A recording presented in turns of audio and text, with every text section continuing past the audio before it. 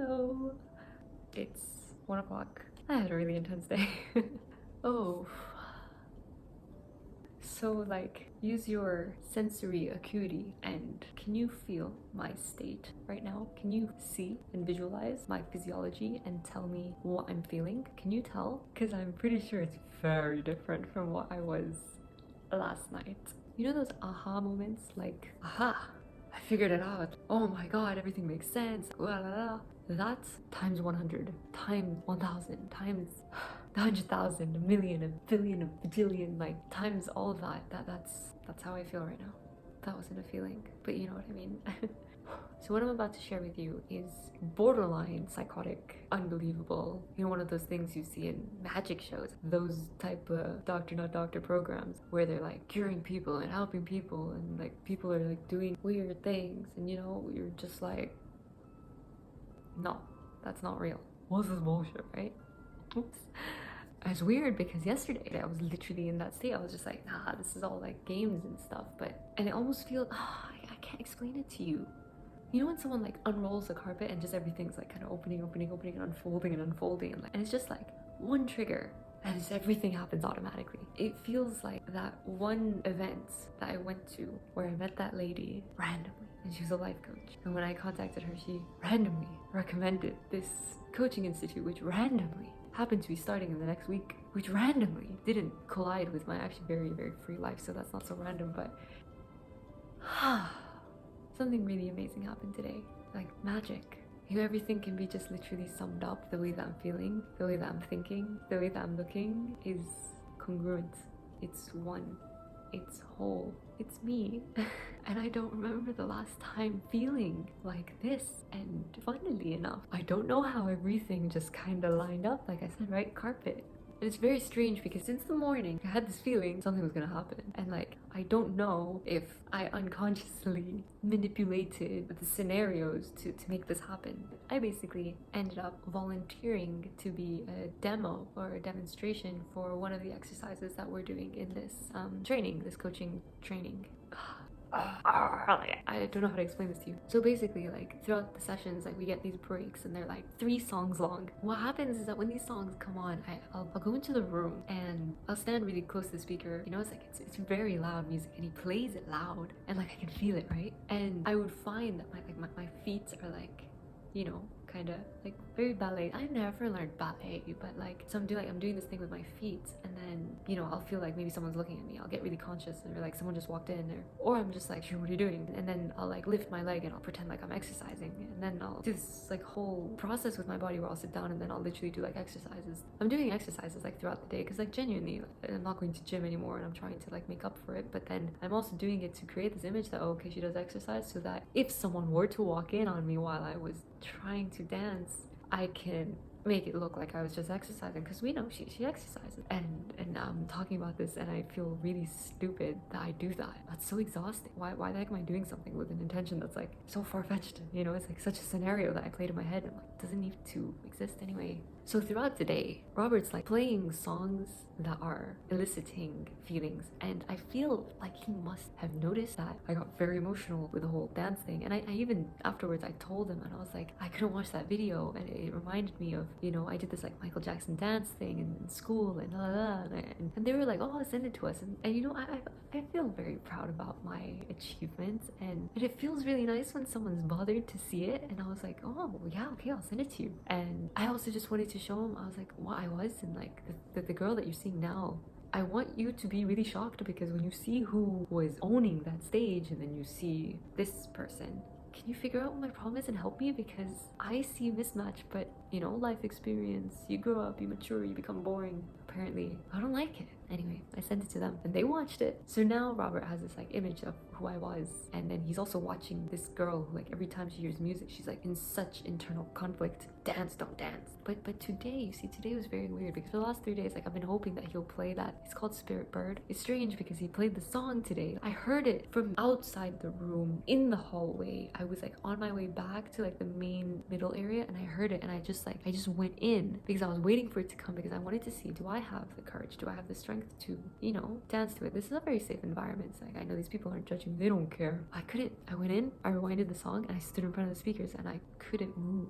I couldn't.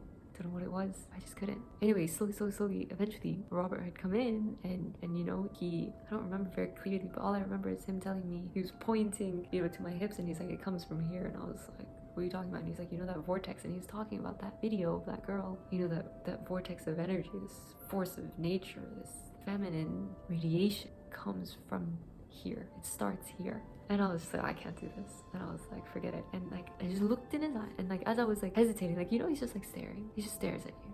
He comes really close. And it's really hard to make eye contact with him. It's so hard. Within 2 seconds of that, I was bawling. I was crying. I fell down. I was just crying. He didn't say anything, but he saw something. I don't know how he does it. And I felt something. Oh, I thought something, and then I felt something. And it just triggered this really emotional state. And like, then from that moment onwards, every break we took, he'd play this like a really emotional song, and then he'd like look at me, and I'd just start crying. And like, there's a part of me that's just like why are you doing this to me? But then there's a part of me that's also really enjoying the attention, so like, I was loving it, low-key, I can say that now. But it felt like it was building up to a moment, and then eventually he was like, you know, we're gonna do this exercise, I need a demonstration, someone who's suffering from internal conflict and blah blah blah. And like, as he's talking about this whole concept of internal conflict, I keep crying because I can resonate with it. And then I'm like fully preparing myself that I'm gonna be on stage. I saw myself on stage, and like, it was weird because, so you know how I was talking that your emotions are your GPS like mechanism, your inbuilt GPS mechanism. I thought, okay, let me try this out. If my body doesn't like the things that I'm thinking, then it's going to hurt me with a negative emotion, and it's telling me I'm going on the wrong path. And so I pictured myself volunteering for this demonstration. I pictured myself sitting up there, and I felt good. I felt brave. I felt positive feelings, even though it was overwhelming, but I felt positive feelings, and therefore I was like, this is something that I have to do. He dropped the question, hand up. There was no question about it. I went up, and then it was just magic. So I'm just gonna summarize to you what happened, because I can't go into it again, but essentially, you have a problem and you have a conflict, okay? For me, it was like, there's this version of me, and then there's this version of me, and every decision that I make in my life, I look at this one and I say, what would you do? She picks something. And then I look at this one, I'm like, oh, what would you do? And she picks something else. And then I'm torn, like, who do I go with? And then if I pick this one feels like, oh, like, come on, like, boring. And then if I pick this one's just like judging me. This sounds really psychotic, I'm so sorry, but like, it's true. I had this internal conflict going on inside me. Anyway, we sit there and we're doing this exercise, and it's like going really deep, and we go into this world of mine, and it's such an easy exercise. I just want to show you the concept behind it. This is my understanding, okay? Our body, our mind, our unconscious mind is this magical thing that we're so disconnected from. It knows everything already, you know? It already knows everything. And so essentially this exercise was to realize that there is no conflict, because actually this version of me and this version of me share the same intentions, because they are part of one whole body. And the aim was congruency, alignment, mind, heart, body, soul, alignment.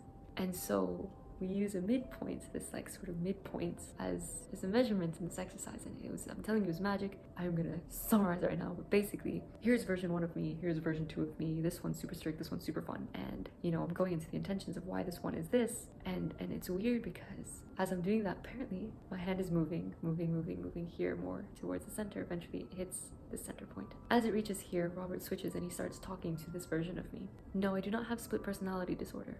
So then Robert starts talking to this version of me, and where my body was starting to realize that they share lots of similar intentions: love, connection, joy, happiness, laughter.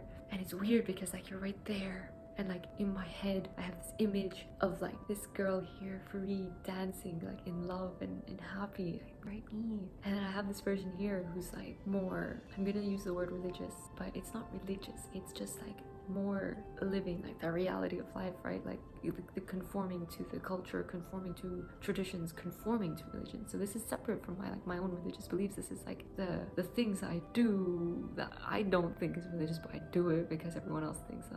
It's just like, it's a version of me that I'm not. It's not me. This was created. Yeah. Anyway, so imagine in my head I have like this girl standing here and this girl standing here, and they're coming really close together, and I can feel, like, my eyes are closed, right? I'm not moving my body. It's happening. So I'm at this point, right, where it's really close, and then telling you, like words were coming out, like intentions were coming out, and it's like music and dance and feeling and just passion. That's the word. That was the word. That is the word. I just figured it out. Passion. Both of them. And it touched. It's such a magical feeling. And then he just like held very gently, pushed my hand towards my heart, and I just felt it. And he came to my ear and he whispered all this mambo jumbo. But essentially along the lines of like, you know, your unconscious mind will live a life of love and happiness and love and whatever, laughter and joy and all of these things that they had in common. And he didn't do anything to me. I did it to me. I made me whole. I made me full. I don't know if you can feel it. That's a great feeling. Anyway, and then I went through this like wild roller coaster of like laughing and crying and laughing and crying. I didn't want to leave. It's not I couldn't see anything, but like I still want to go there. I didn't want to leave. I was in a great place. But as I was, you know, getting out of the state, Robert played Thriller. I was like, "You serious? Like, no? Really?" And he was like, yeah.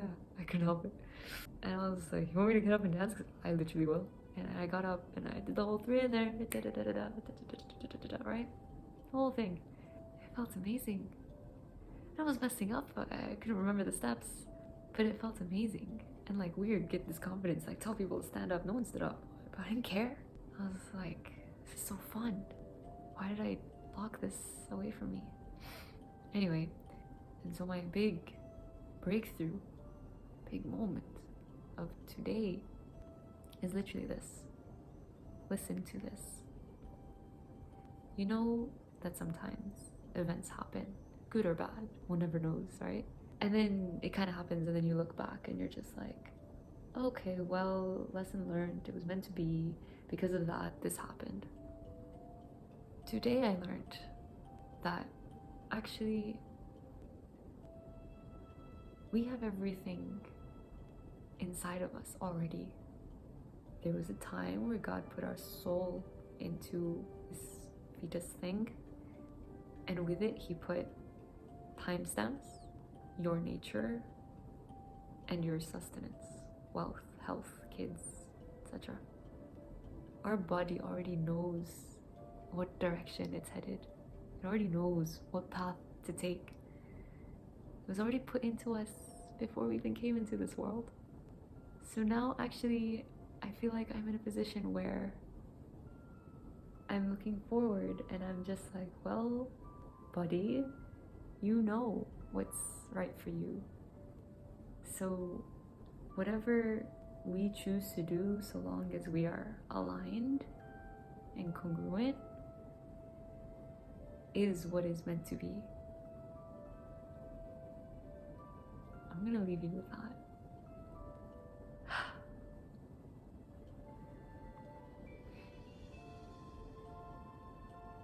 It feels so good to be